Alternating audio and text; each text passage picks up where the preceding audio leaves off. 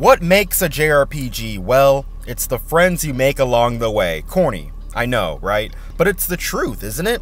In the beginning, you get 2 or 3 people, and by the end, you have a gang of friends who are ride or die. If you didn't know, Ys 10, which is said to be the latest entry in the franchise for Falcom, will focus on 2 playable characters. And Kondo, Falcom's president, had some very interesting reasoning as to why the game will be like this.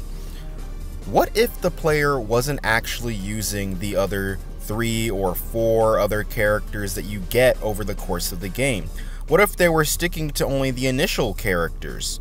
All of those development resources that went into developing all those other characters the player could potentially use has pretty much been ignored, and that's a shame.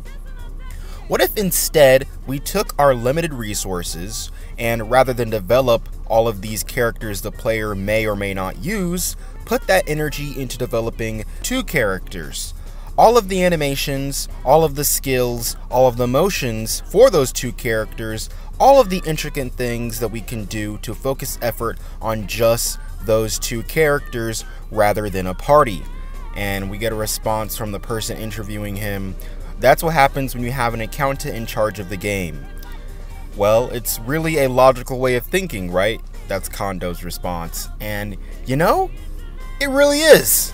To get right to it and to just give you my straight up opinion, I am, for a fact, in favor of JRPGs having less party members. Now, maybe 2 is overkill, but I feel like games that have 4 to 5 party members are amazing. Nowadays, you got stuff like Persona and Xenoblade, and they have like 7 to 8 party members.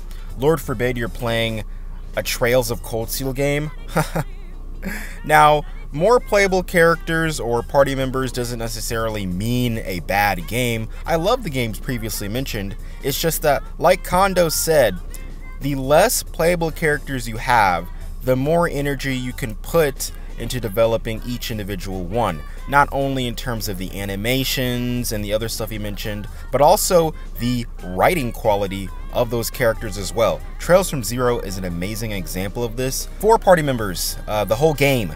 And by the end of it, you feel like they're a part of your extended family. Lloyd and Randy felt like brothers to me. Tio and Ellie felt like sisters to me. And I genuinely cared about what happened to all 4 of them. Whereas I play something like Persona 5, and by the end of the game, I really don't give a damn about Ryuji. For real? With less characters, you have to focus on the interactions between party members, and that just makes the party feel closer. No one character feels like they're the odd one out, or they don't really have as much time to shine as the others. Less party members allows for better written characters that make you feel a deeper connection to them.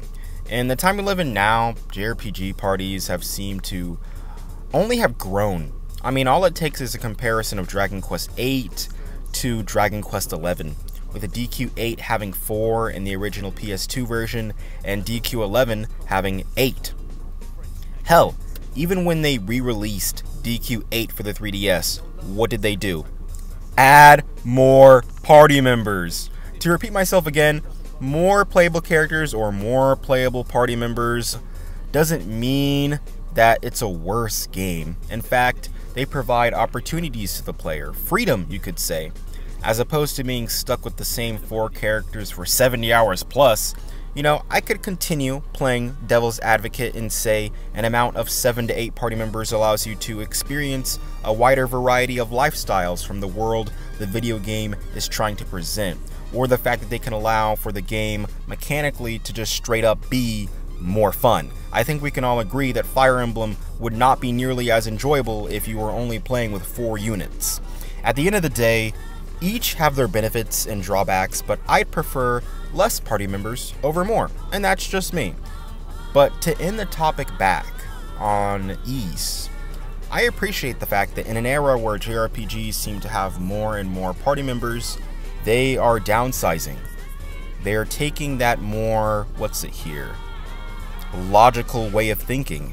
And some people might not like that, but I think for the industry, it's good to try something different. And so I'm excited to try out Ys 10 when the game drops, and hopefully you are too.